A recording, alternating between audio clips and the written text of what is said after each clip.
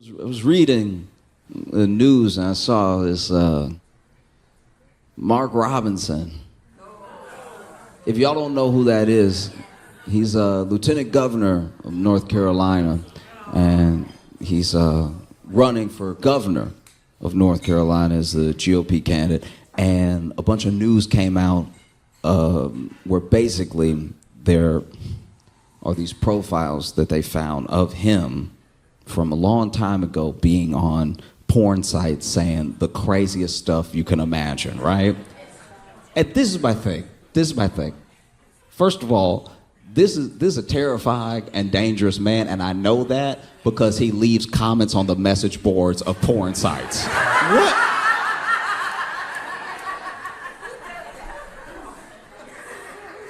A porn site is simple, okay? You get in and you get out. You don't stay to chat. What's wrong with you? You're not here to make friends.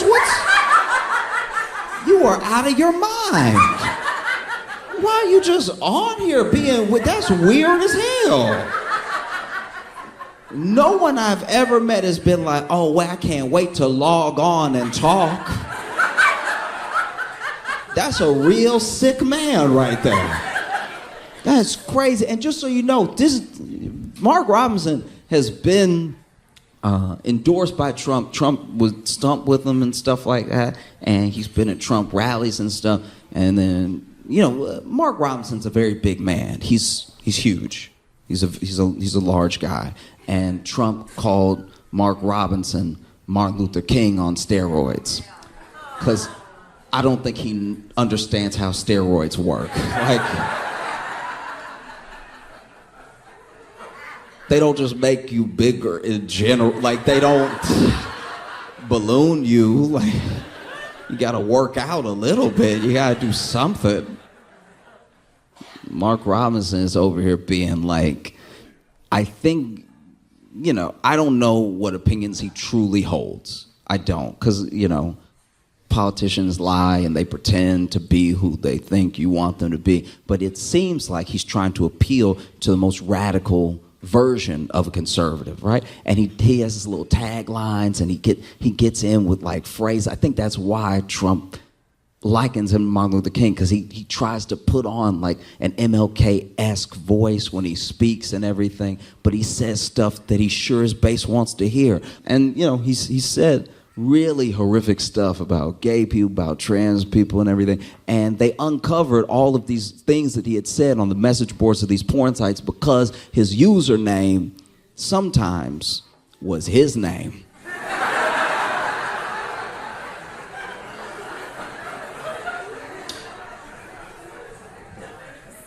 Fellas,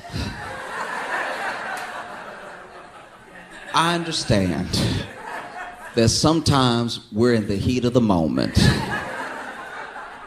and you go to one of these illicit sites, and the site asks you questions.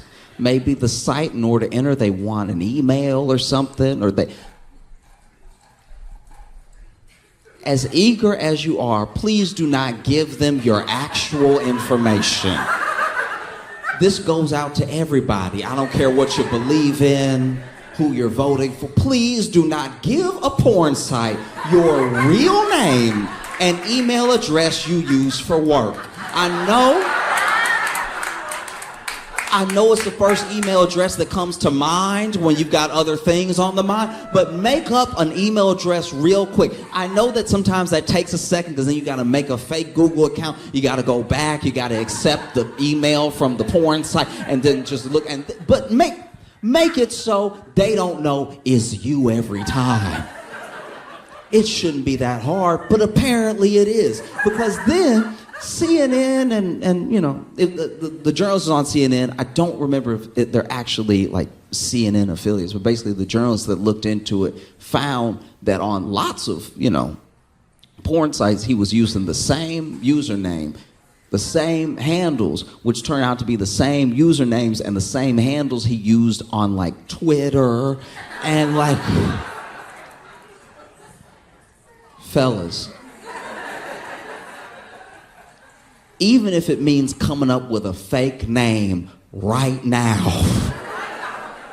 Just come up with something to say in your mind. The fact that he was using his email all the time, but it makes sense. I guess he would use his email because he was using his name and he was commenting and all that. So he probably wanted to get the feedback from what people were saying to what he was saying. Now that I think about it, maybe it was more intentional than dumb. But he said insane things. This dude, first of all, on a porn site, no one is looking for feedback, really.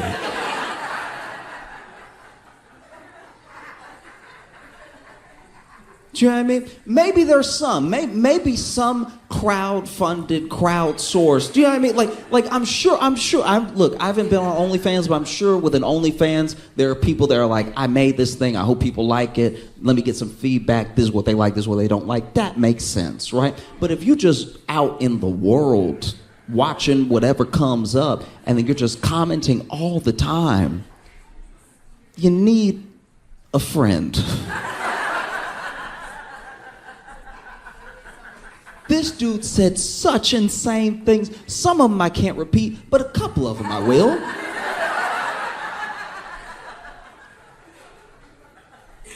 This dude said, unprovoked, I'm a black Nazi. I don't know where you begin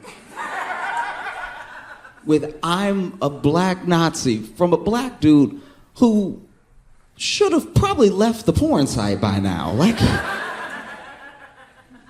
He said other stuff. He was like, I would rather Hitler in office than the people that are in there now. I'm more confused than angry. I'm not gonna lie. And then he said stuff about how, my man, slavery wasn't that bad. I wish they would bring back slavery. I'd buy a couple. Mind you, this is on a porn site.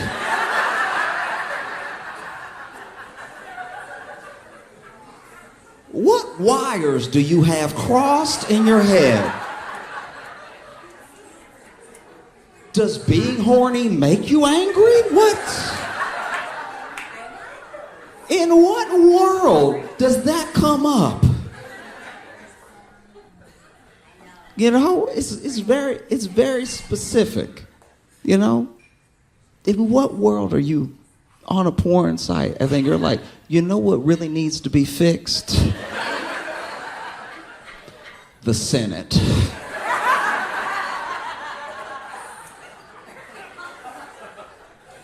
Bruh. What? I do my best. I really do. I do my best to try to understand people, and I don't get this one. This is beyond me.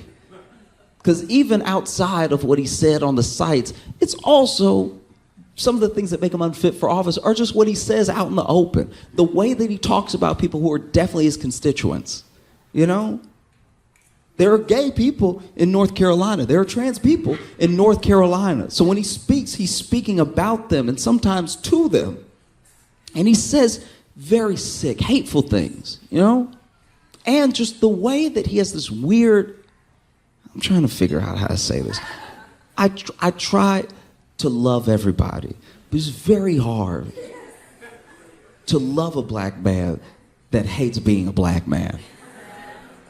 It is jarring. You don't even know where to start. And the thing that I think maybe he thinks is that his proximity to whiteness and what the white people around him like will be his safety.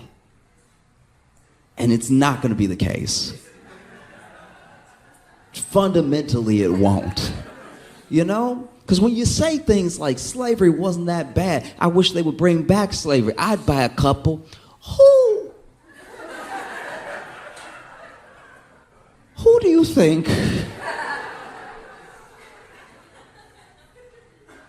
It's hard to get to the bottom of what this person is thinking, because it's so crazy, it's like it's one of those things where you look at the state of politics, and it's one thing to lie, and it's one thing to say what you think people want to hear, but it's another thing to be an absolute lunatic and already in office, because he's already lieutenant governor. So governor's not that far of a stretch. And he got to be lieutenant governor saying mostly what he says now, minus the porn stuff. And it's so bad that Donald Trump himself, the dude who would stump with them, this is Martin Luther King on steroids. He doesn't know what steroids are. This is Martin Luther King on steroids. Donald Trump's campaign is even telling him, hey, you may need to drop out.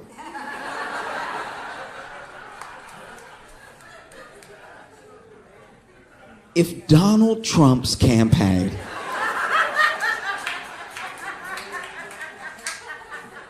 Donald J.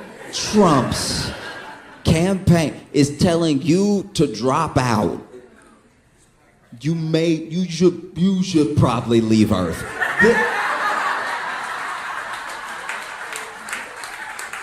The idea that Donald Trump's campaign is like, this guy, ugh. The fact that Trump distanced himself from Mark Robinson, Trump doesn't distance himself from Nazis. The fact that he was like, oof, this is pretty weird, right? You know? Like, Trump didn't denounce the Proud Boys openly. They asked him about the Proud Boys, and he was like, you know, boys will be boys, I guess, or whatever. But you, no. And that's exactly what I mean. Your proximity to whiteness won't save you. You're actually saying and doing some of the same things that the people say and do that Trump didn't distance himself from. But he's getting as far away as he can from your black ass. He's getting so far away from you, you would think he was on steroids.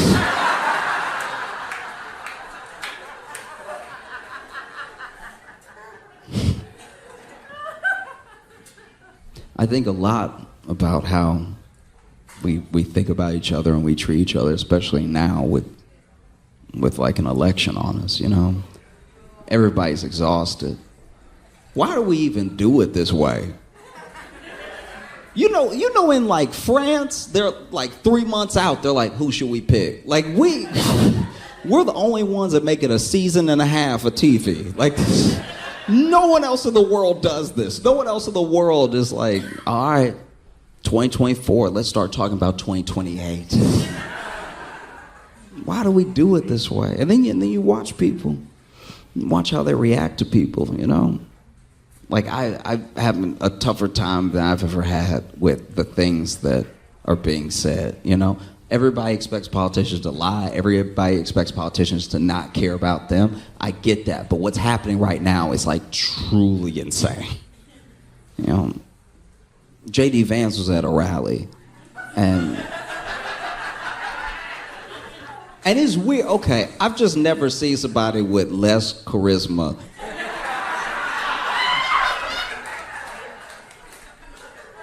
Like, J.D. Vance makes Ron DeSantis look like Ron White. Like, it's... Because when Ron DeSantis was running, I was like, why he's smiling like that? He was just, do you remember his smile? He's right. He's like, it's like it hurt him to talk to people, person to person. Then J.D. Vance got in there and nobody was happy.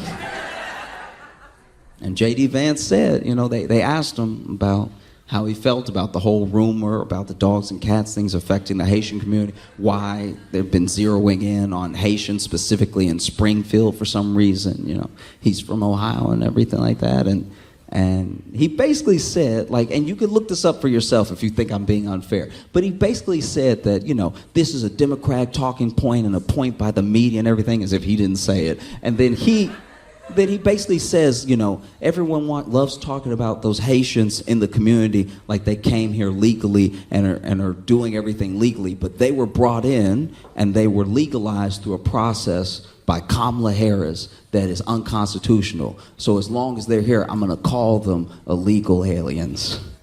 He's talking about the people who did the right thing, by the way. You'll still be illegal. You'll never not be illegal, in my view. That's wild. You can't do that. You just can't, because the law is supposed to be the law. You're supposed to be the party of law and order. You can't just be like, nuh-uh, that's not...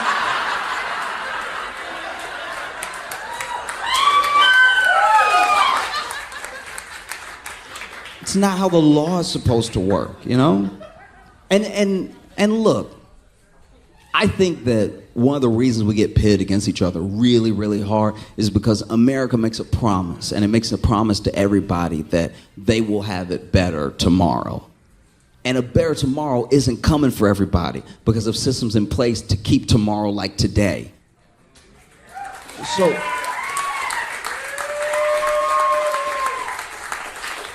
So when I see Donald Trump at a rally and he says they're coming from Africa, they're coming from the Middle East, some of them are coming from Asia. These people are coming to our country, they're poisoning the blood of our country, and we have to get them out. I don't just think about people of color. I do think for a second about white people from the past, right?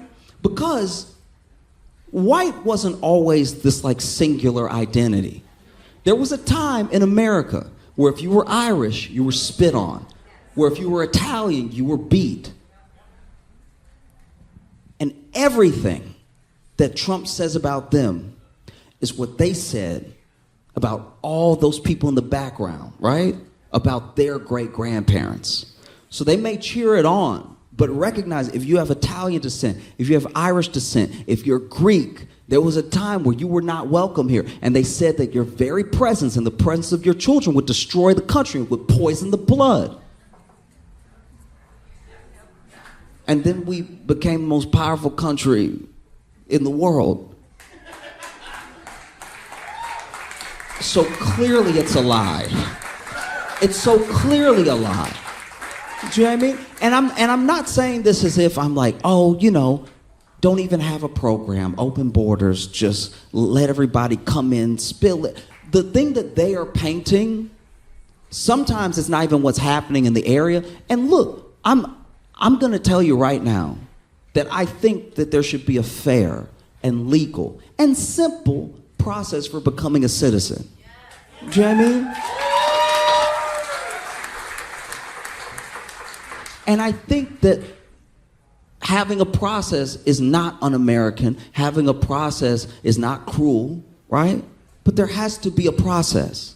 But then when that process is adhered to, you can't just be like, no, that's unmanageable.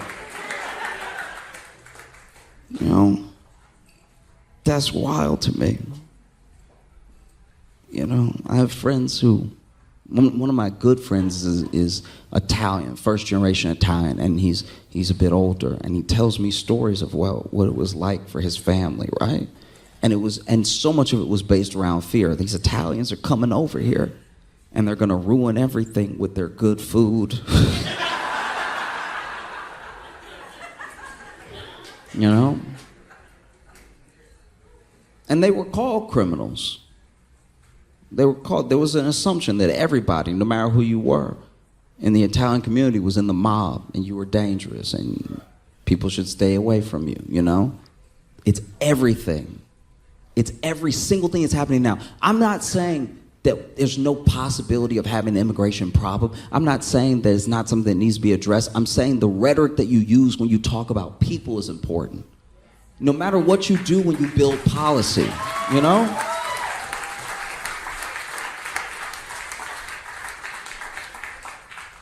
Because I would like the people who are hardworking, the people who are honest, the people who genuinely love America to be in America, you know?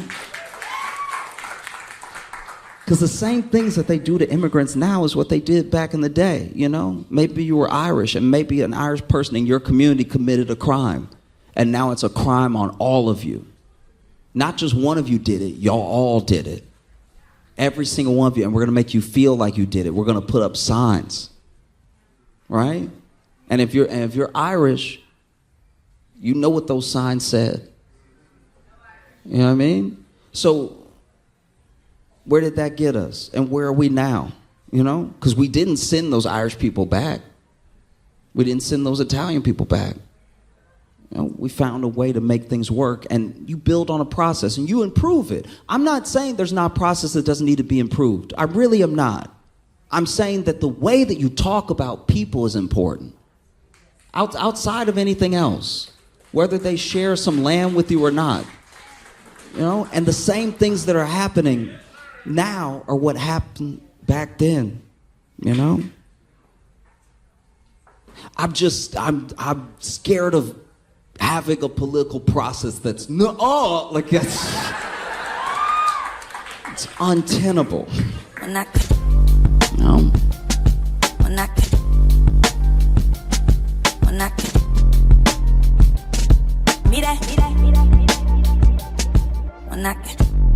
Make it loud right now for my friend Josh Johnson!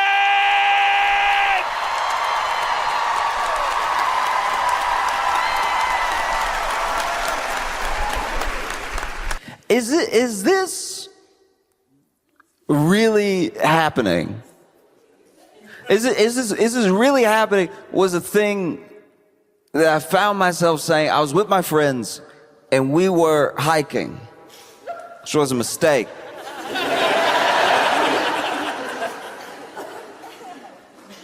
Hiking, I don't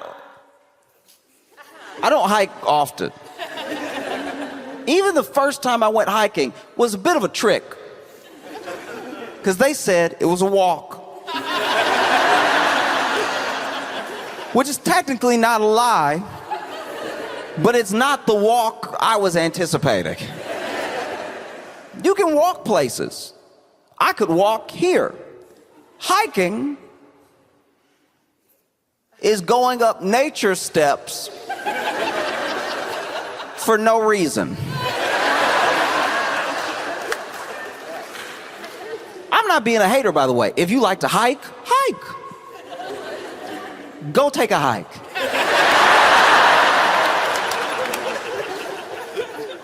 But if you want me to hike with you, I don't know why. Maybe I'm just good enough company that they're like, oh, we'll miss them. Let's hike together. As soon as I'm walking up, we have a problem. I like a walk. I like to go on a walk. That's how they got me. As soon as I'm walking and the steps are not, we've figured out steps. We have figured out the rise and the run that'll actually be decent on your hips. You want to get some exercise? Walk up that thing that Rocky ran up. This thing, I was like, eventually I'm like, where are we going? And they're like, to see the view.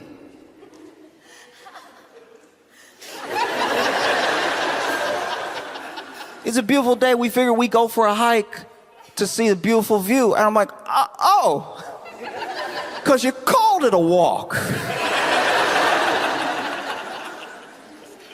And then we hike.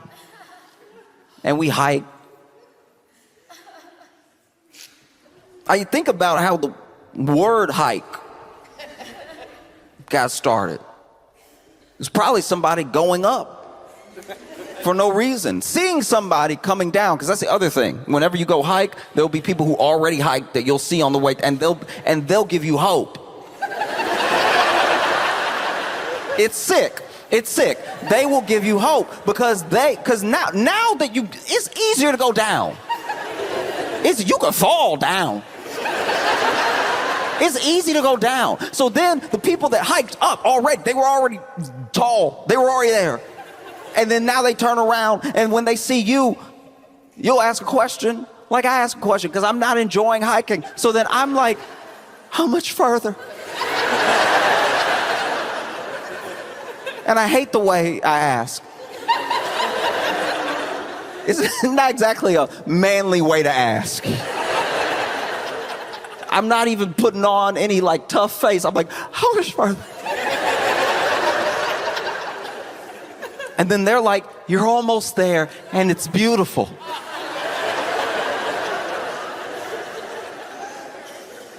Two lies in one sentence.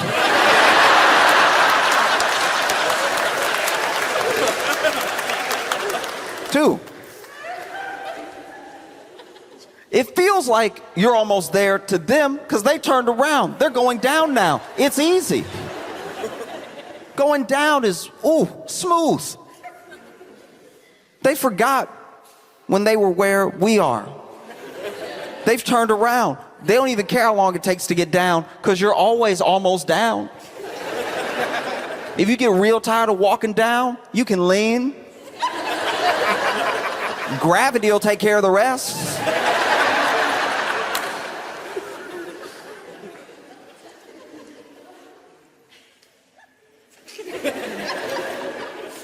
It's gonna be beautiful. And then you keep walking.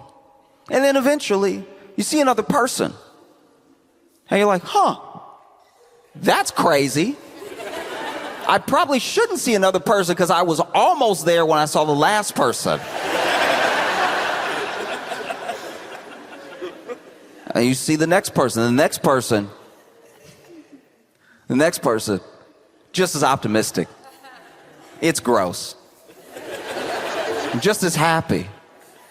I barely even got out the sentence to the next person. Is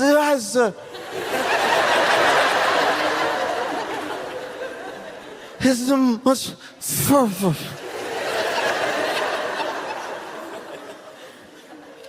And they're like, oh, it's just a little bit further, and beautiful. Don't ever do that for anything but food. Don't stop acting like you can taste experience. The view, like. Did you walk up with your mouth open? Why? What's wrong with you? And luckily, this person, this liar, had a friend, a reluctant friend, a friend like me. Because they were like, oh, no, you're going to love it. You're almost there. It's beautiful. And then their friend was like,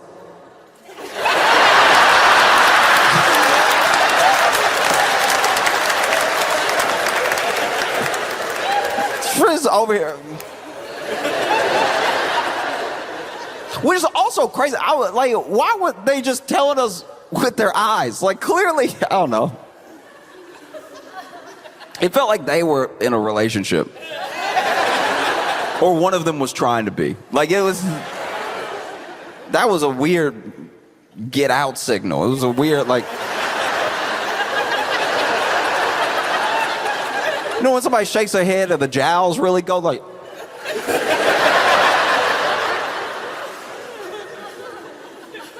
We go up. We go up. We go up. And then I see another person.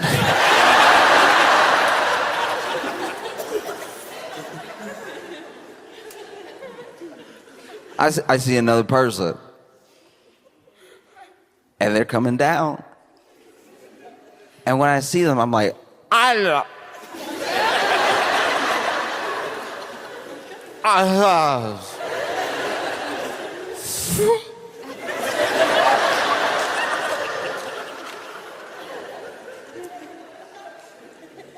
And who knows? Maybe it was like looking to them. Maybe we were having a very specific moment. Maybe they used to be like me because they somehow, genuinely, they somehow understood me. And they were like, it's right behind me. Kept walking down. And then we get up there and I see the view. That is cloudy.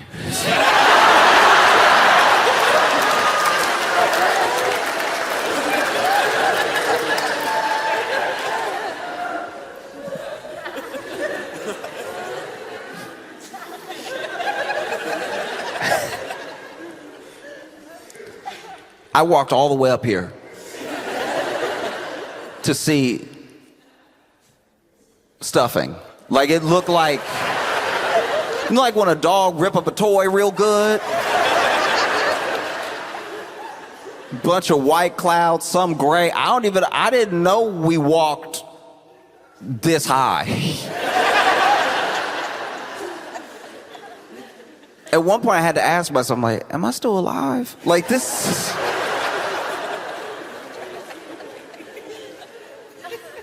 Is this happening? Is what was going through my head when I saw it coming at us. This turtle. The turtle was coming at, and not just a turtle coming at us, a turtle was coming at us fast. None of this should be happening.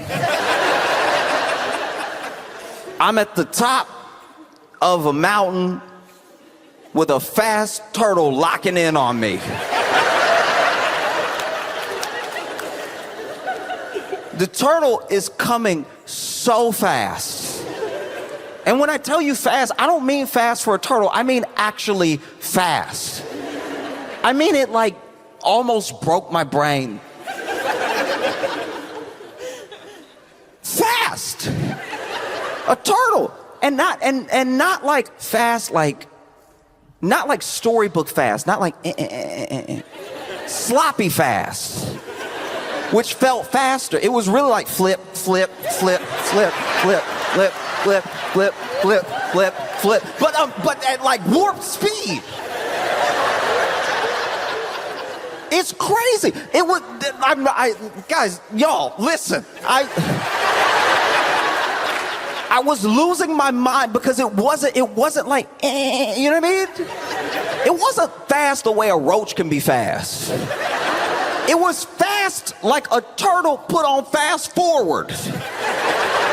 This turtle is over here coming directly at me.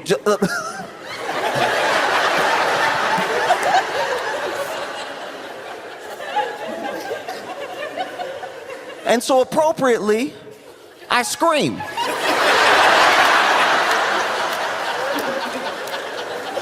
And this is what sucked about that day. I'm already out of breath from my walk up. So I can't breathe enough to scream, and I'm also scareder than I've been in several days. Because a turtle is zooming at me fast. And so then I've got my phone in my hand, and this is the worst part, okay. So I scream, but I scream with the phone in the hand. And when you, maybe this is like a man thing. Maybe this might sound insane to some of y'all. But as a man, when you scream and you're genuinely scared, you hope you don't have anything in your hands. Because the way your hands shake the thing in your hands betrays how scared you are. If I scream, but I don't have anything in my hands, I'm like, ah! That's life. I had my phone in my hand, so I had a visible representation of how terrified I was, because the phone is like, ah!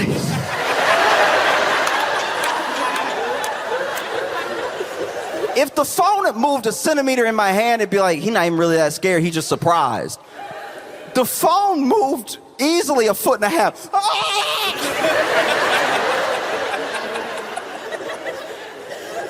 And then I seemed insane to my friends because I saw it first. So for them, I'm someone who they admittedly tricked into hiking, and I was huffing and puffing, and everyone we saw was like, how much further? How much further?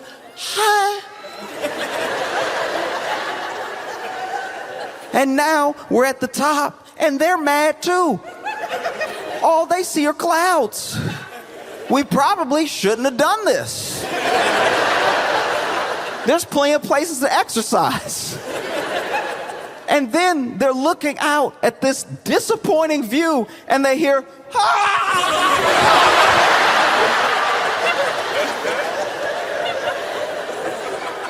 It would have been better if I had dropped my phone, because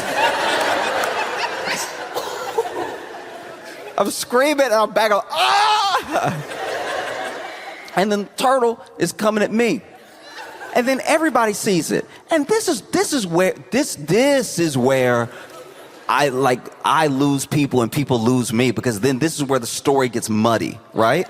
Because we all ran.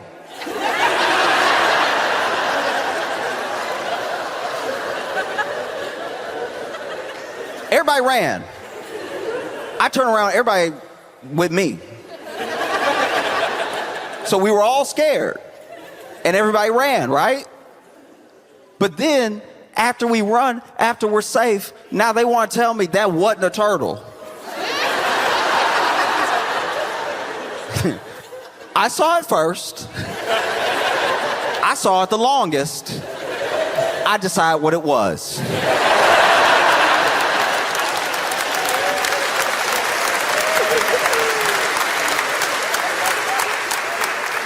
And I'm not even saying I decide what it was because I'm always right. I'm just saying I think I should get to decide what it is because I was staring at it the longest and it was coming right at me. Terrifying stuff, you know?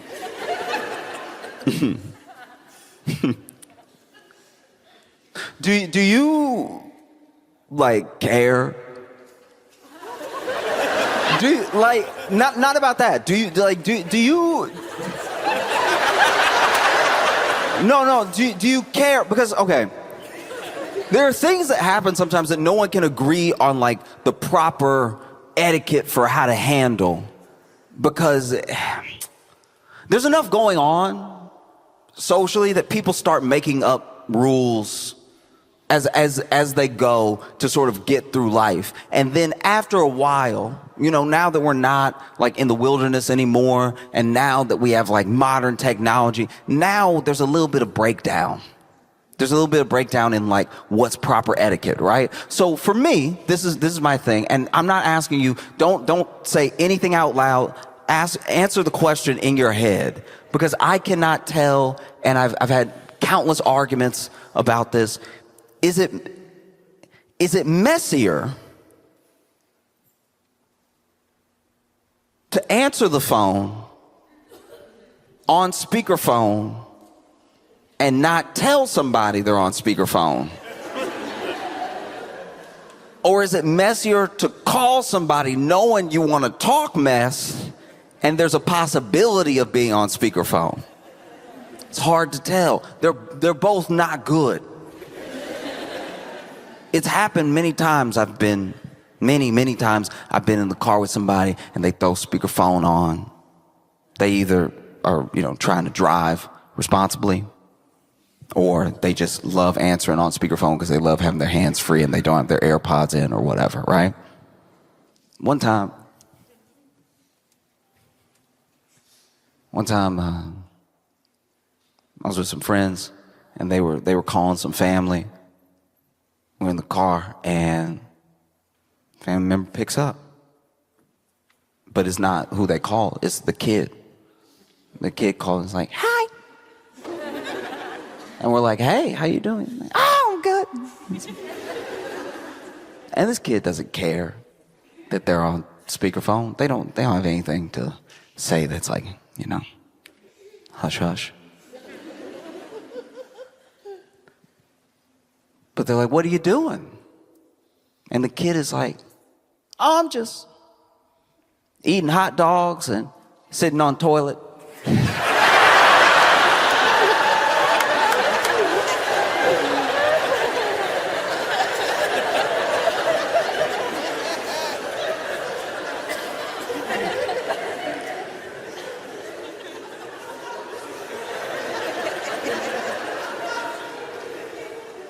Okay.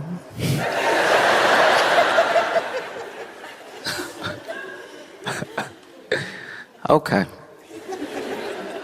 Good talk, buddy. Many times it's been, you know, conversation,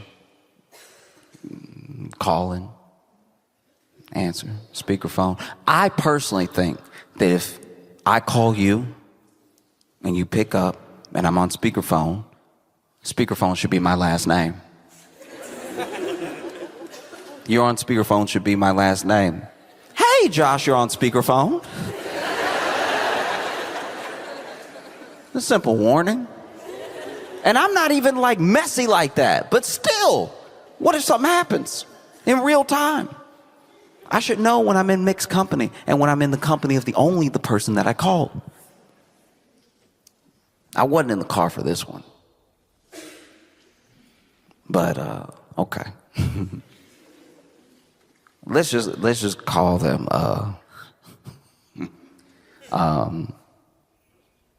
Mark and Sarah. Mark had been away on some business, and this was back in the day before like Uber. So you really needed somebody to pick you up from the airport if you didn't park your car at the airport beforehand. You know, you could call a taxi, but it'd be quite a while and everything, right? And so Sarah's mom picked up Mark at the airport, and they had schemed together to surprise Sarah with him being back in town early, because she was already supposed to have a little picnic with her mom, and it was just going to be one of those picnics where it's like the mom comes and she's like, who's that behind you? It's Mark. Oh, wow. Before YouTube, so it wouldn't have gone viral. And so then Sarah's mom, thinking it would be like a cute little thing to like tee up what they were about to do, calls Sarah just to be like, hey, how you doing? Oh, I'm good. I'm excited for our picnic. Oh, so am I. Have you talked to Mark today? No, I haven't talked to him today. Oh, okay. I was just wondering. Just, a little primer for the surprise, right? And so she calls her, and she's on speakerphone, and Sarah picks up, and she's like, hey, how you doing? Oh, I'm good. I'm good. Excited for our picnic. Oh, so am I. Have you talked to Mark today? No. We haven't talked today. And honestly, it's probably important that we do, because I don't know.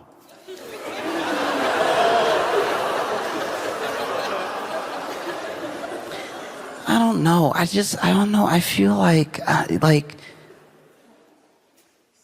it's just hard. I feel like the spark is like gone. Like it's just... and maybe you went through this thing with Dad, but just, I don't know, like, sometimes he's gone, and I'm like, all right. You know what I mean? This doesn't really feel like it used to or anything. And even when he gets back, I'm like, not that excited. I should be more excited.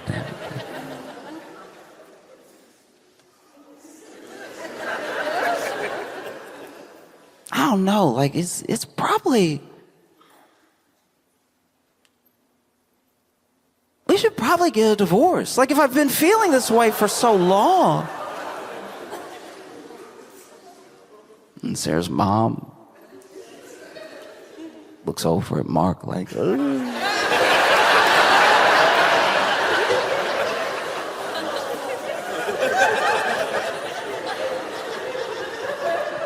You know when you can't cringe enough? I've never been driving for it, but like I imagine that steering wheel was going through it. She had to be gripping that thing.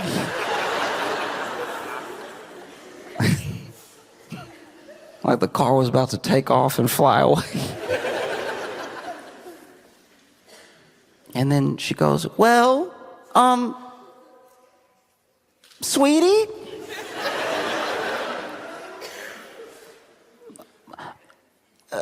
Mark's with me now. And Mark goes, hey, honey. Then she goes, oh.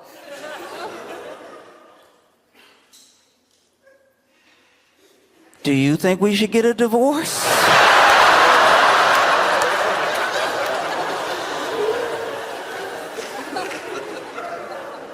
And it's like, do you even care that you're on speakerphone? Like,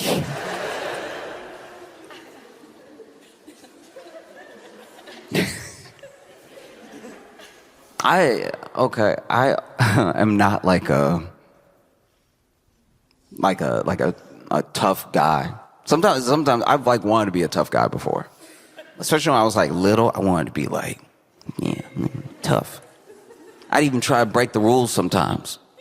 You know what I mean? I'd have a pen, and I'd walk right up to like a white wall and be like,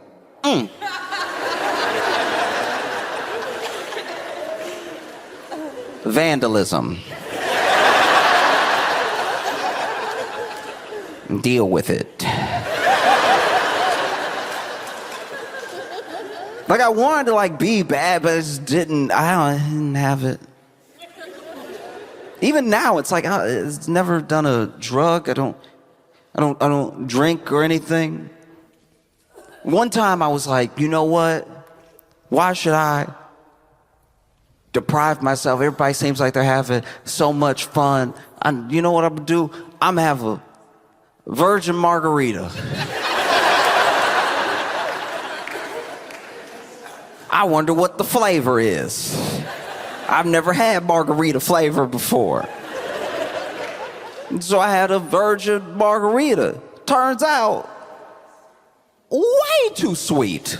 Like, ridiculously sweet. I used to be a bar back where I served people virgin margaritas. No wonder they got so drunk. These are delicious. I didn't have any alcohol, but I was like, I think I'll have another. I think I'll have another. I think I'll have another. To the point where I did get sick.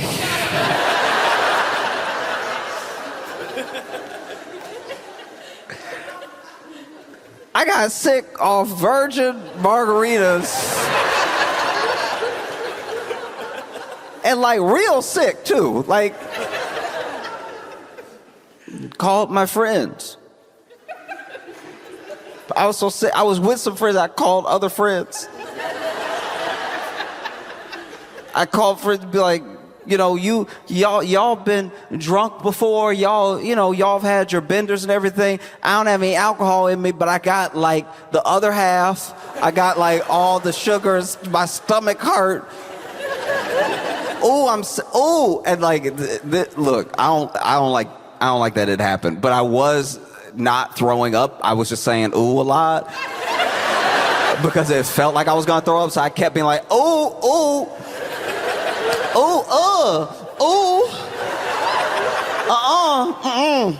because then you know when you think you're about to throw up, so you start arguing with yourself, where you're like no.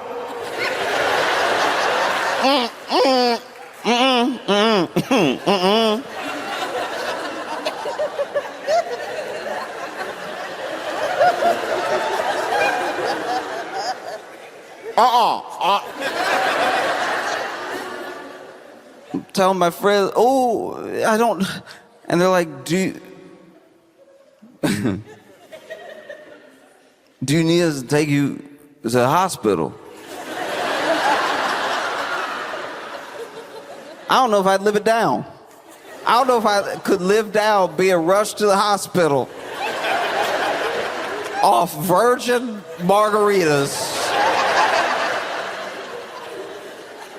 Maybe having to get my stomach pumped off virgin margaritas because I ingested a childish amount of sugar.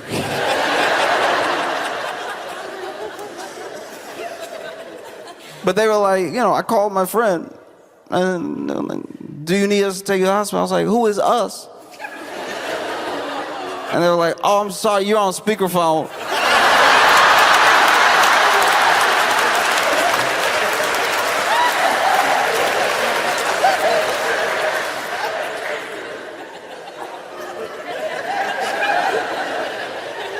There's no way to take your cool back off speakerphone. I was so embarrassed. I was on speakerphone, and then I muted.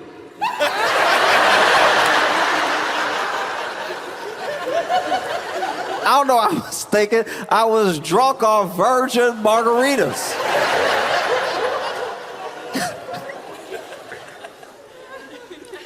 Oh. But those are the things I've been thinking about because I've been watching what's happened. You know, whether you like Jimmy Kimmel or not, whether you watch the show, whether you care about his show or him or like, oh, it's television. I've heard all the excuses. The excuses came quick. The excuses came quick because this is unprecedented. And when things are unprecedented, you wonder should you do something? And you don't have to do anything if there's an excuse. You don't have to do anything if it's okay. I've heard people, oh, well, I'm sure they were losing money anyway. No. Oh, well, you know, I don't really like what he said. What'd he say? Oh, no, you know, this thing was a long time coming because of how he's been acting. How has he been acting? Help me understand. Because the thing about free speech, especially like free speech warriors, you always have to be careful. Who actually cares about everybody's speech? Who's an actual absolutist and who's just trying to like get in? Who's just trying to sneak in? You know? Because there are some people who have some heinous things to say and they want to be able to say those things and they use free speech as their anchor. That's their end. They wedge themselves in that way. But then when it's their turn to talk, what they actually want is for other people to not be able to talk. That's what they've wanted for a long time.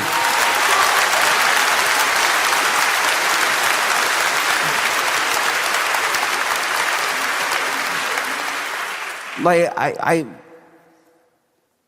I'm blown away about a thing that we've done since I was a little kid. When I was a little kid, it was explained to me that we had all these sorts of rights and that these rights were fought for and that these rights were things that we had that other people didn't have. There are other people in other countries that weren't as fortunate to have the rights that we have, right?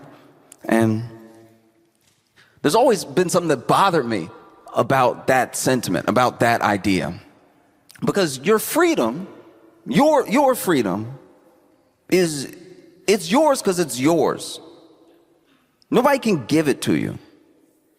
Nobody can make you as free as you were born. Life gives you freedom. You're supposed to be free. You're supposed to be able to say the things that you think. You're supposed to be able to express yourself. Government can't give you freedom. It can definitely try to take things away, but even within what it tries to take away, it can't really take it away because the freedom wasn't given to you by the government to take away. Government can, you could buy a house at auction. Let's say somebody fell behind on their property taxes, so now their property's up for auction. You buy it, then you fall behind on those same property taxes. Government takes it away. It was never really yours. Freedom doesn't work that way. And so we walk around and we talk about how we have all these freedoms. These are our freedoms, and they're not from a government. These are God-given things. These are things that you were born with. These are things that nobody can take away. Even if they try. Even if they try. Look, they've tried with people throughout history. And there are people that live in a world without those freedoms, right? But even the resistance to express yourself is still your freedom trying to like sprout out of all of that cover. Your freedom is yours. I can't stress it enough. It's like saying, government, let me keep all my toes.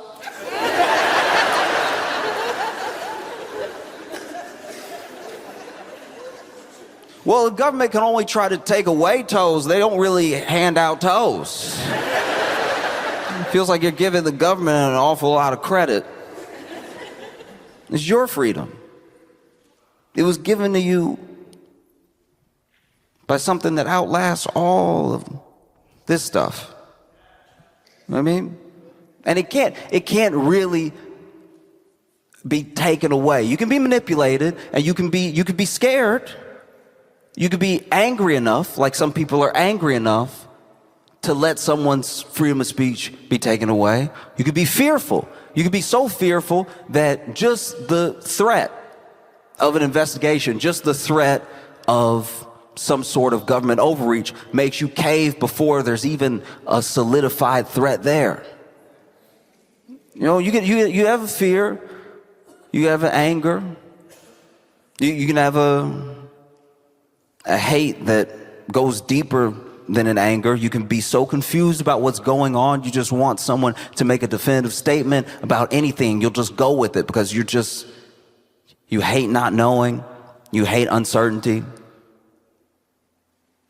And then you see something like what happened to Jimmy Kimmel happen. And then you see people ask, is this really happening? Because it was never supposed to be able to happen here. And it's because of a lie that we told ourselves. We told ourselves that every country and everyone was different from us. Which is why we don't recognize ourselves when things that are only supposed to happen in other places happen here. You know? That's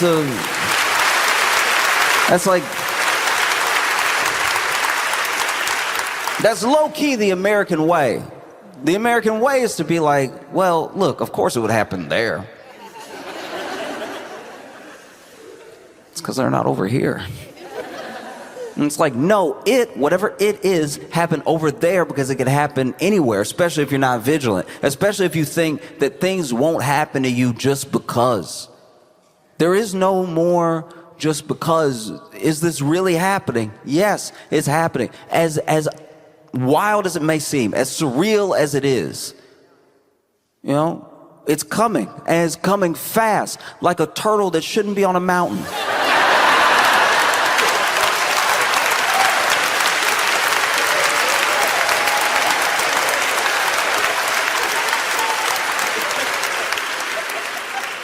Is this happening? Yes, it is happening.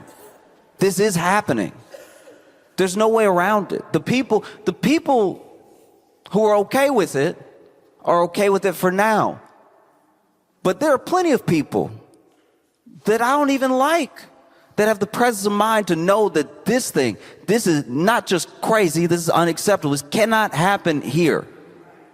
It can't happen here. Because, look, this is the other scary thing about government. And I'm not just trying to scare you. I'm just telling you everything that I've seen, everything I've ever read about, and people from other countries that have different life experiences to us. I'm telling you what they're saying, right? Pendulum swing. And one thing that governments don't do, hardly any government does, is give back the power it took in some way. You know what I mean? If you give over to fear, if you give them these things, they will be given and taken for good. There's no way around it. And we've already seen you cannot do enough. You will not be good enough. You won't be complacent enough. You can't placate enough to make it stop. It will not stop. They came for a white man with money.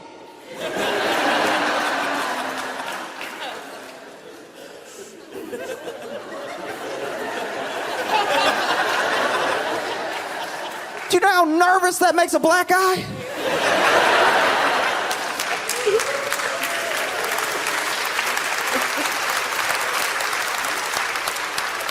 They came for a white man with money that really didn't do anything.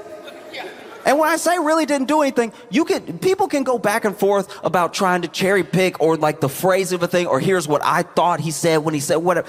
That does not matter. That actually gets us into a conversation we shouldn't even be in, because it shouldn't even be on the table, all right?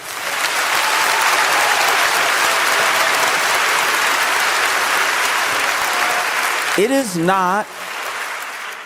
not going to just go away, and it's not going to just stop. So then it's important. Do you care? Because if you care, that's very different. If you're scared, it's understandable. Plenty of people are scared. People with money are scared. ABC was scared. Disney was scared. You know Disney. Oh, you know Disney. Disney was scared. Disney, the same people who come up from behind you if you draw a picture of Mickey and go, what do you think you're doing with that, huh? Huh?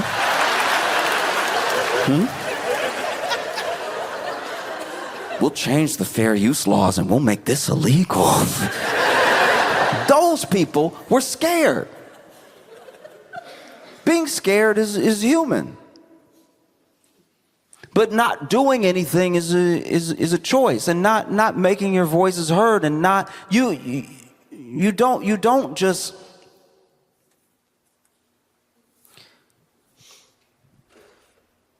just take for granted what's happening. I think that there is, in my opinion, not enough alarm bells sounding. You know what I mean? Because we all saw it, but it's like in a hush, in a whisper, and I'm wondering why that is, because this man still loses in court. Just today, a judge threw out some $15 billion defamation lawsuit against the New York Times. When these things go to court, they don't not just win, they don't prevail, they don't proceed, because under the law they are illegal, you know? And any sort of strong arming by the government should really sound the alarms for any citizen. Pendulums swing. Governments do not give back power that they've taken. 9/11 was a long time ago. When did we get our privacy back? You know what I mean? So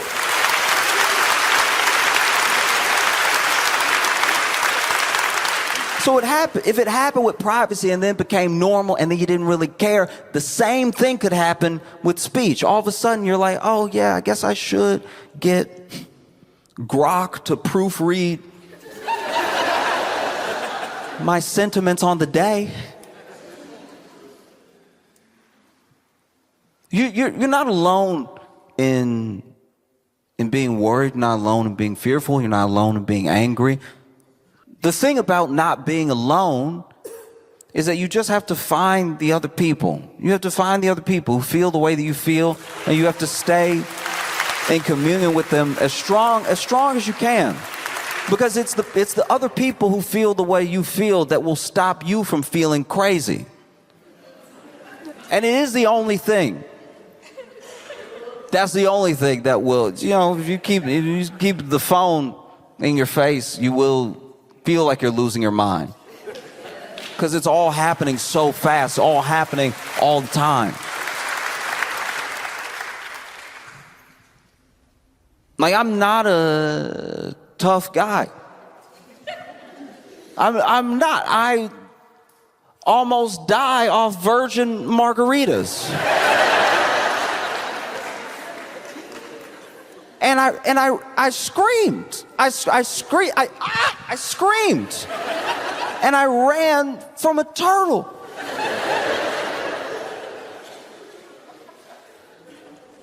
But I can't run from this, and neither can you.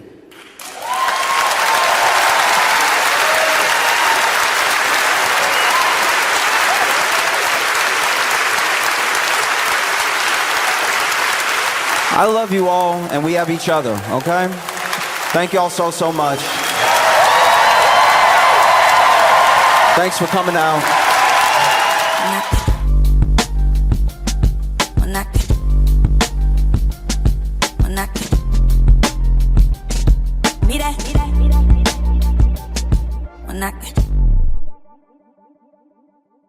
Thank you guys for being here. How you guys doing? You guys good? You good? I'm not from Atlanta. I live in New York. And I was in New York, and I was waiting for the elevator. right? And the elevator comes. There's only one person on the elevator. It's this old white woman. Just the first white woman. Eve is on the elevator. And so I step onto the elevator doors close behind me. Eve looks up at me, and she immediately grabs her purse tighter, right? And I was like, wow, that's crazy that like even now, there's still old people who don't know how elevator works. Because even if it was my plan to steal her purse, I would have been like,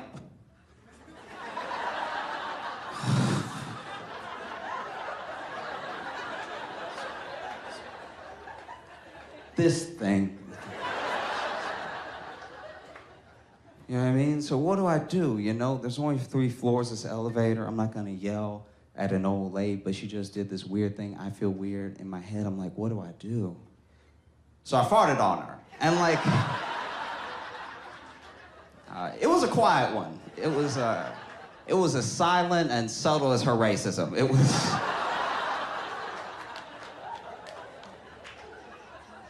Neither one of us got off that elevator happy. We were both very upset. You know? I think family is important. I think it's the most important part of the human experience because family teaches you how to deal with people you would never talk to otherwise.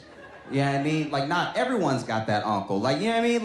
Like me, my uncle, if we weren't related, no, not at all. If I were on the elevator and I saw my uncle coming, I would hit closed door in his face. I'd be like, no, that looks like a problem. No, thank you. I don't want to have anything to do with that. Yeah. If I were just sitting in a car and my uncle was passing by, I would lock the doors in front of him. I'd be like, no, you look like you have a question, and I can't.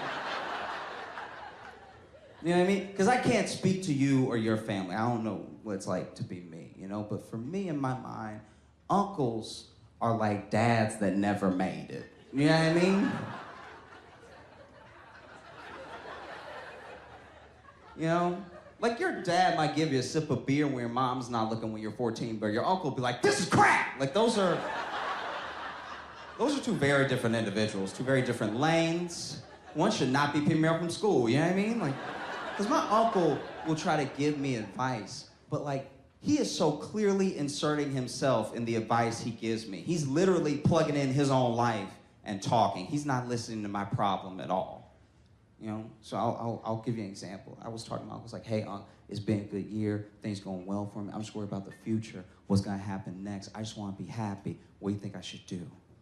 And my uncle was like, you young? You got prospects? Fuck! That was the entire conversation. I was like,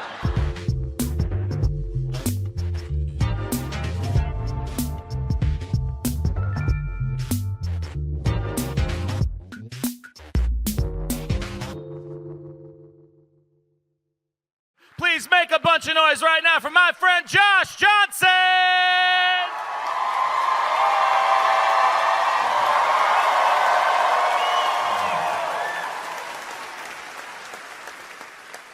I watch a lot of true crime documentaries and series and stuff, and I like to watch the ones that, as best as possible, don't involve murder, because genuinely, I'll be like, oh, this is wild, but this is also very sad. So I like the ones where it's like a robbery. You know what I mean? I like when it's like a huge drug bust, something you can really sink your teeth into without being like, oh, there is a family to be sad for. You know what I mean? And what I love is the process of when the person is sure they're not going to talk. You know what I mean? They'll bring somebody in, and when the person gets brought in, some people really hang tough. Some people, you know, door slams behind them. I've never been to jail, but I hear the doors are heavy. Door slams behind them. They actually get more tough. They sit in an interrogation like, what? I'm not gonna tell you nothing. You want something out of me? You got the wrong one, okay? And then there's other people, that door slams, and as soon as it slams, they're like, listen, I wasn't there, all right? It was Robert, it was Terry, Robert and Terry, it was their plan anyway. If anything, I'm an innocent bystander. I was just in the car. Y'all know when y'all arrested us, I was in the back seat. That's for a reason. I wasn't even the getaway driver. I thought we were going to McDonald's. Like, just, there are some people who snitch so fast. Even the police can't write it down fast enough. Police are like, well, we got it on tape too, but yeah, this is too fast for the shorthand. Imagine you snitch so fast, you make a cop go, hold on.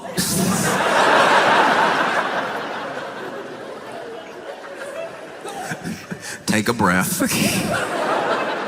Because you never know who it's gonna be. There are some people who were, you know, whether it was gang activity, it's mob activity, there are people who are like the run of the litter, and they're the ones that actually hold out. They're like, I'm not telling you anything. I don't even think you have enough on me. Let's play, let's roll the dice. And then there are people, no matter how tatted up, no matter how affiliated, it might even run in the family. They might be somebody who is third generation, but they don't want to be in prison. They don't want to be in jail. And so as soon as they have the opportunity, they tell them everything. Things they didn't even ask. You see a lot of it, you know? Then you have people who at first don't tell. Then they're ready to talk after like a couple years. You know what I mean? After a couple years, you know, have enough mold on your sandwich that you're like, it's really not worth it. Like, nobody coming to visit me. Like, no. That's what makes me wonder what must be going through Ghislaine Maxwell's mind. You know what I mean?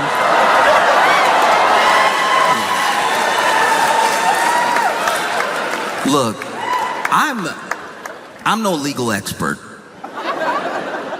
But I do find it wild that in this supposed cabal, this supposed billionaire ring of predators, that the only one you caught is the one you're ready to make a deal with. And a deal for what? You know what I mean? Exposing more names? Bringing other people down? Probably not. Probably just being bribed to not say the president's name. You know? And look, I could be wrong. I don't think I am. Because you've already seen Trump float the idea of pardoning Ghislaine Maxwell. We even know from old tapes they thought about pardoning her way back when she got sentenced. You know? And yeah, no, I agree. I'm not a fan of it. She's not here. I'm not a fan. The boo.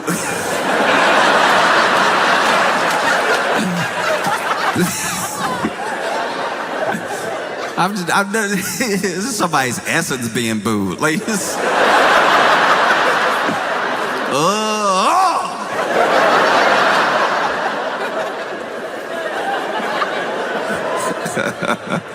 No, it is genuinely insane what's happening because, you know, Trump floated the pardon.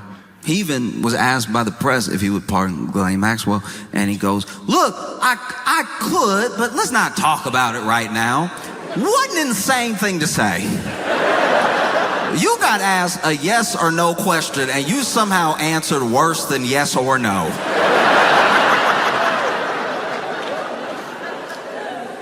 I've never been doing a test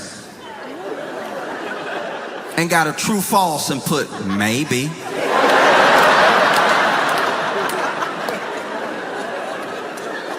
I don't know, you the teacher, you tell me.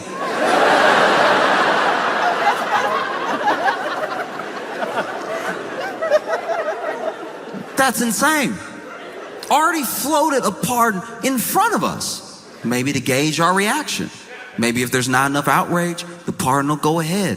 And then, do DOJ goes, have a conversation with Ghislaine Maxwell. And already, I think it was today, just today, she's been moved from the prison and she was in to a minimum security facility somewhere else. Thought we covered this.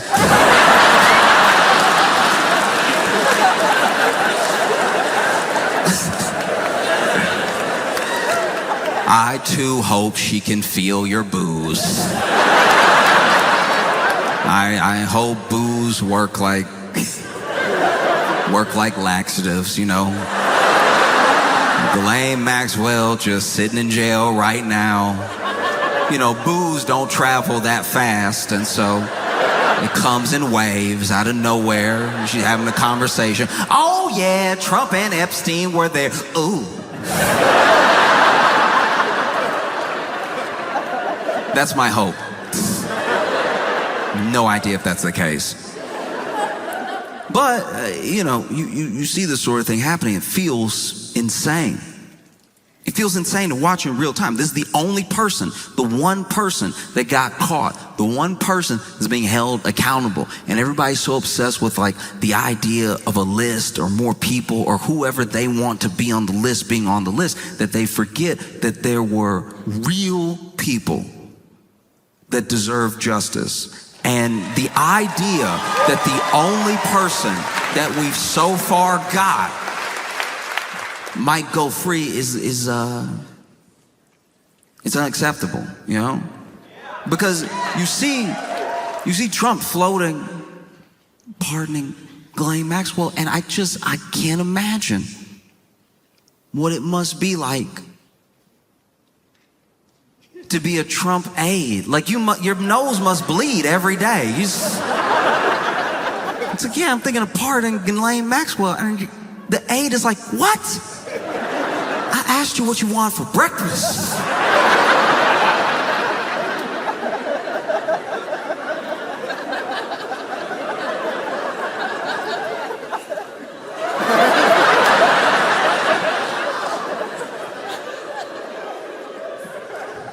If anything, I think I am a little bit, I'm trying to figure out how to put this. I feel sorry for my friends who didn't see it coming because they still believed in like a system and they still believed in like laws and they believed that jail existed for like a reason, you know? And I am, I'm black. So I kind of saw a good portion of this coming. It's like, anyone who's genuinely shocked that Ghislaine Maxwell might get a pardon and that she's already been moved to a minimum security prison after being convicted, but then talking to the DOJ under like new light, anyone who's surprised by that has never watched the first 48 before. And they think that people aren't going to see through it. You know, this is a lot like when you're in school and you didn't do your homework, but you remembered there was homework right as the teacher says, pass up the homework. And so you fighting. You've never worked a pencil harder. You fighting to get words on a page. It doesn't even make sense what you're saying. It's you going over the whole scarlet letter as fast as you can. And then you pass it up. Teacher collects all the papers and you think, maybe I got away with it. All we had to do was 300 words summarized in the last chapter of Scarlet Letter. I think I did it. Pulled it off. Felt like 300. Might have been 290. And then class is going on. Maybe you have to read while the teacher grades the homework, and then teacher says your name, calls you up to the front. You're like, okay, don't panic. Maybe I did a good job so fast she's impressed. That's a possibility. And then you walk up to the front, and the teacher's like, did you do this just now? And you don't know what to do. You're caught. You're caught. She caught you. But there's another part of you that's like, maybe if I die with the lie, she'll believe me. What? Just now? No, I did this at home. And she's like, you sure? You're like, uh-oh, she's on to me. Yes, I did this at home. And then she was like, oh, okay, great, that's good news. I was worried that you did it just now, which means you wouldn't have your math homework. And then you remembered that this has been math class the entire time.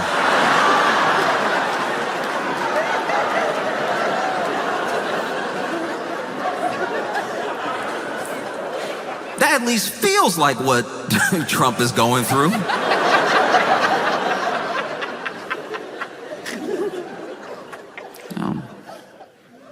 Because if Trump was smart, he would have done all this stuff a long time ago when it could have maybe still been believable.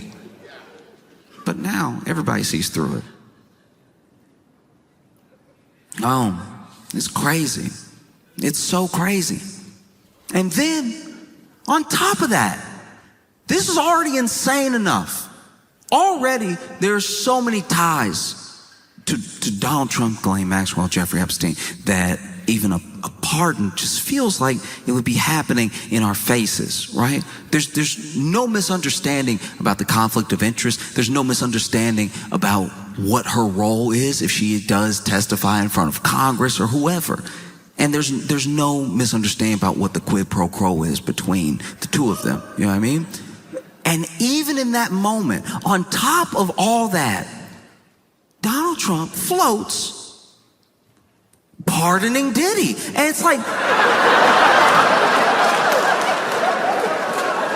that one doesn't even have anything to do with you. I don't think. Don't you have enough to deal with? That's crazy.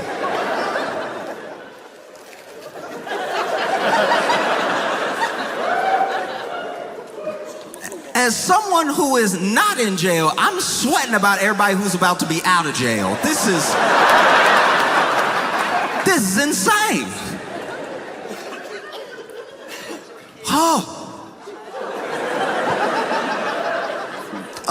So then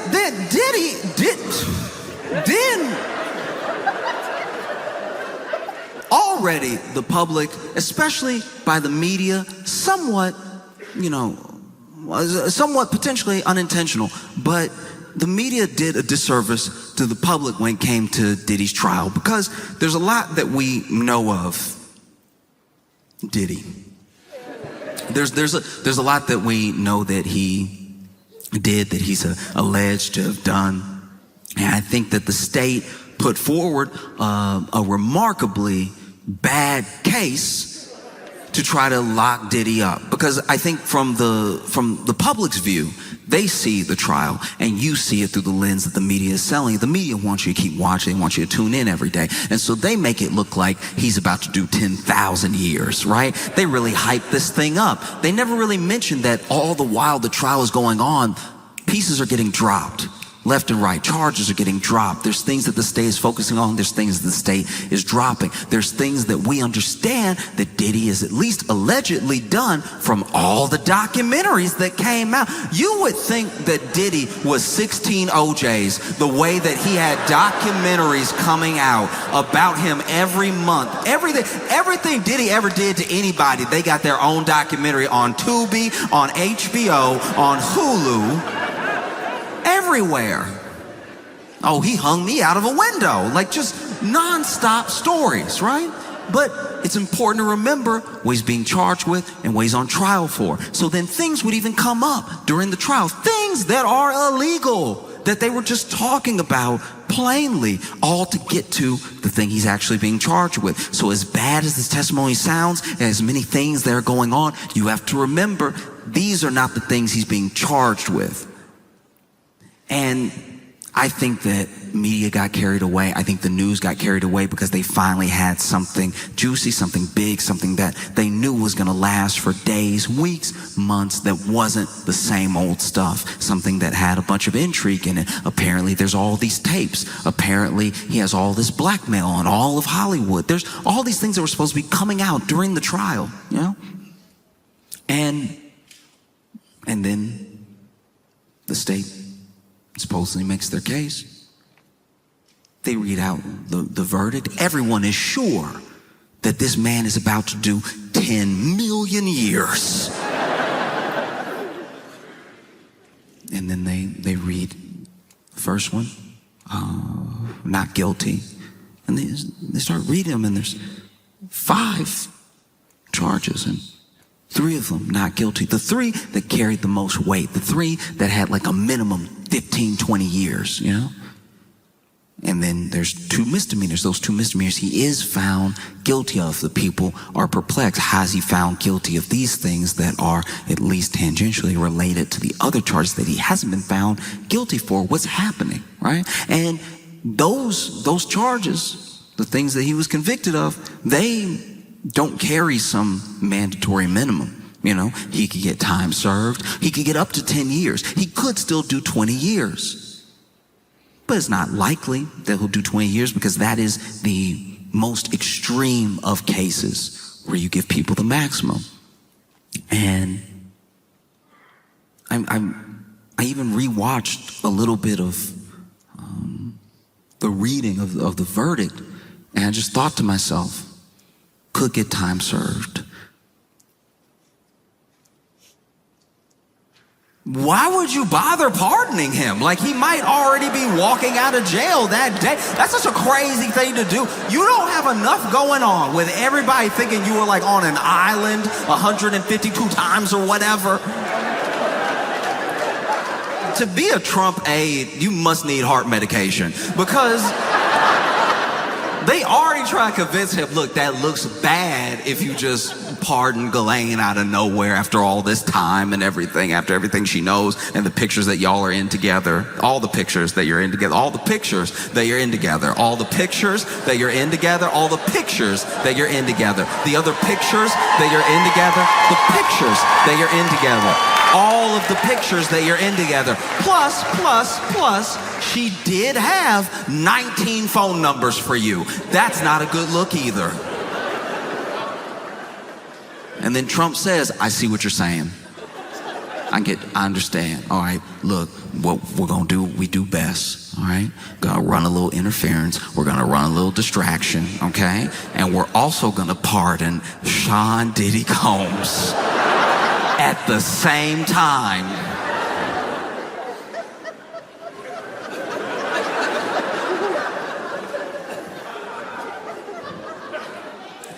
Karen, press secretary, must be fighting demons. I can't imagine. Look, everyone, whether it's Kellyanne Conway, it's Sean Spicer, anyone who has had to represent the Trump administration, go out to the press and answer questions. Look, I understand they chose that job. I understand that they chose to be there. But to a degree, you do have to wonder what the conversation is like before they go out. When they get handed a binder, and at the last second, one of the aides says, and he gonna pardon Diddy. So,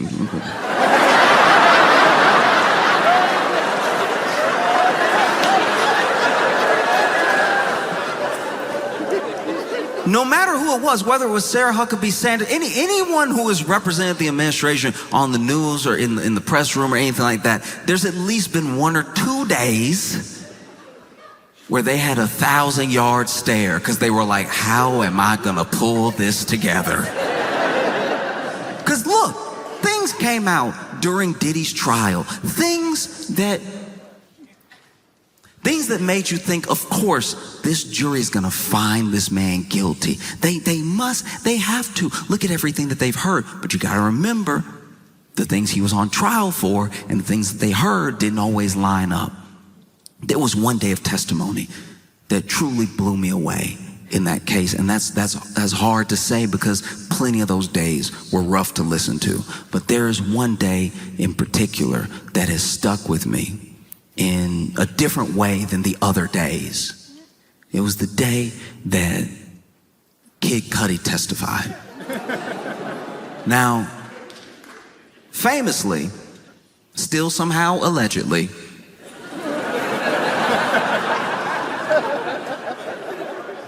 Diddy supposedly blew up Kid Cudi's car. You're bringing the man who has his car blown up to testify. You would think that that'd be one of the charges.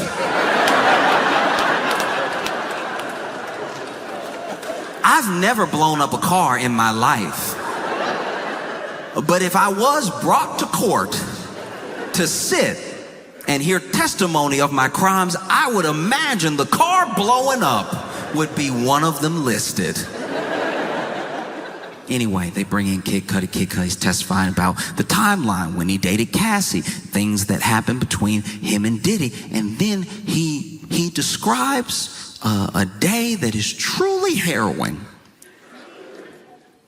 Kid Cudi was testifying that while he was gone, he was actually, I believe, spending some time with Cassie, that Diddy hears about the relationship, is very upset about it, and Diddy went to and broke into Kid Cudi's house, right?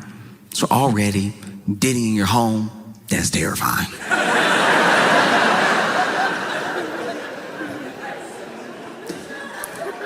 Diddy in your home is the devil's version of Elf on the Shelf.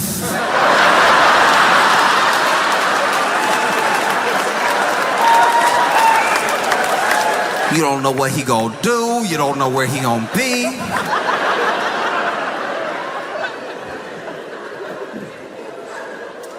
Woo. So Diddy was in his home. Now, I'm a little fuzzy on this part, but apparently, I believe at least, that it was Diddy's assistant that called Kid Cudi to let him know, hey, okay, ooh, how do I tell you this? There's no good way. Diddy in your house.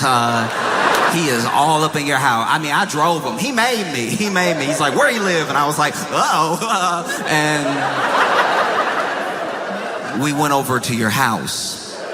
And so he's in your house. I'm not now. I'm outside. You know, he told me to wait here. I don't know what he gonna do. And so, Kid Cudi rushes home. And not only is he rushing home, he actually, this is at least as I understand it, must have Diddy's number because they had a conversation. And he was like, yo, you in my house? You in my house? Bass in voice, ready to beat somebody down. You in my house? And apparently, Diddy very calmly said, yeah.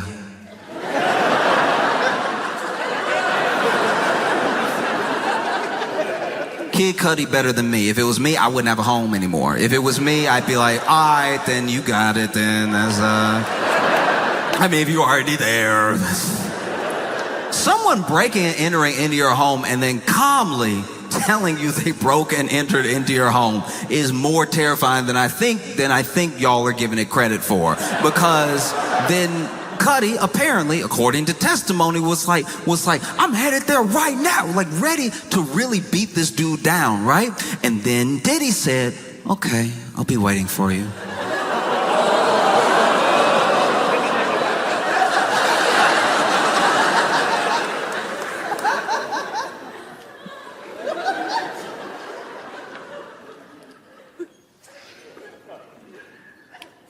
I wasn't in court. I had to read all this. And I haven't read a novel by Stephen King scarier than what I read between the two of them. Kid Cudi gets home. Diddy's gone. He walks into the house. Now, that's braver than me. I would assume he's already planted a bomb somewhere. But Kid Cudi walks into the house, is looking around, assessing the damage, and while Diddy was there, he put Kid Cudi's dog in the bathroom, then opened all his Christmas presents and left. That is so insane. We are dealing with pure evil. That is so insane. Open all his Christmas presents.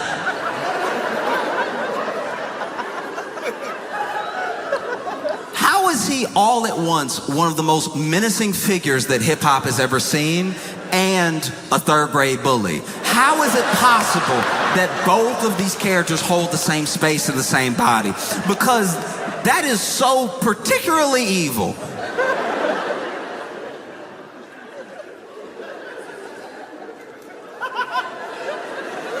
He said, I walked over, Christmas presents unwrapped. I opened the bathroom door, my dog confused.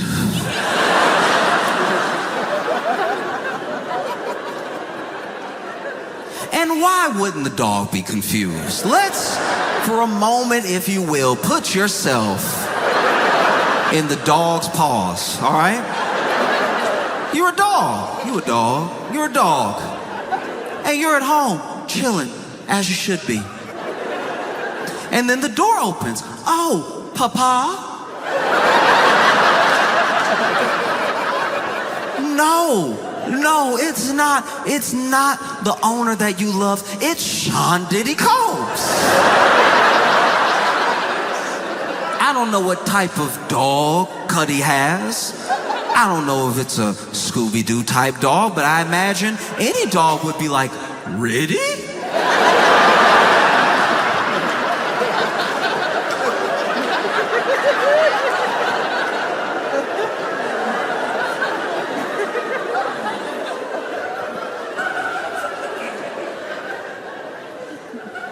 And then Diddy walks over to you confidently, like he knows you. And then he puts you in the bathroom and you're like, okay, I guess that's the best possible outcome.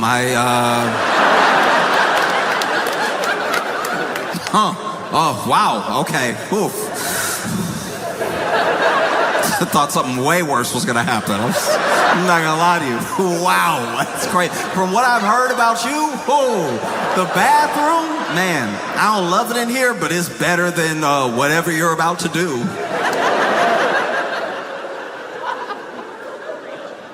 And then Sean Diddy Combs opens all the Christmas presents and goes, well, my work is done here, and exits. This is how evil what he did is. He already messed up the call to the police. Because now you're going to call the police and have to explain to the police that the only thing that Diddy stole from you was wonder.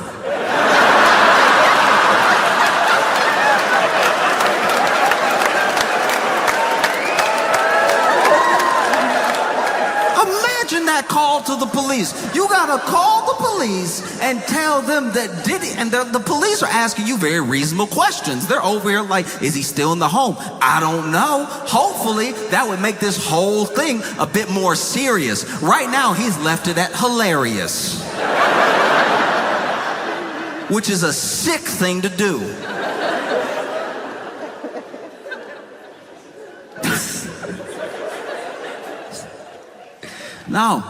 No, it's truly insane.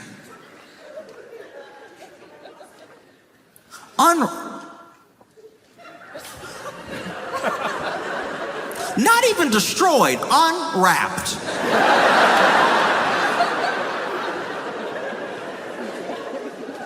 I can't leave this alone until y'all recognize how dirty this is. Imagine. Lots of people here celebrate Christmas. Lots of people exchange Christmas gifts. Imagine if you came home and there just wasn't paper. And now everybody in the family either like happy or disappointed, like, oh, you got me the Theragun that All right, we're like a couple months out, so can I have it now, I guess?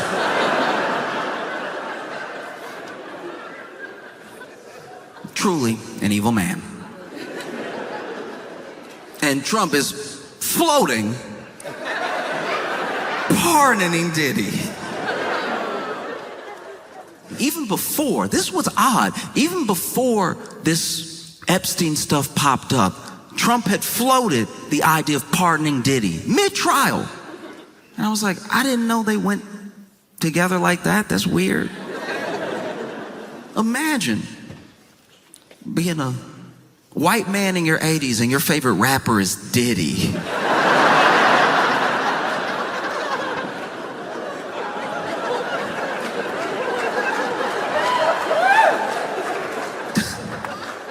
No Raekwon, no Rakim, no Run DMC, Diddy. Okay. And even then he had floated the idea of pardoning Diddy. And who knows, maybe something happened.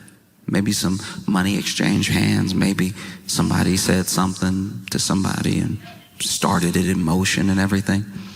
But I can tell you this, justice system aside, the only person working hard to make sure that Diddy doesn't get a pardon, it isn't the state. No. It's not like the DA or the lead prosecutor or anything like that. The person working their hardest to make sure that Diddy does not get a pardon, that he doesn't get released back into society is 50 Cent.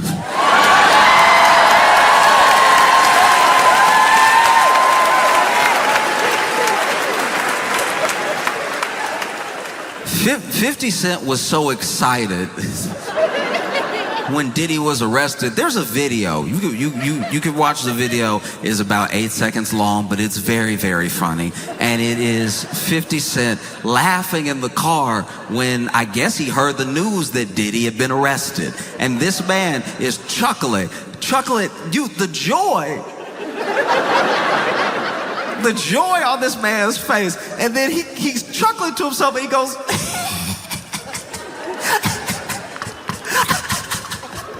he goes, "Big Christmas in jail."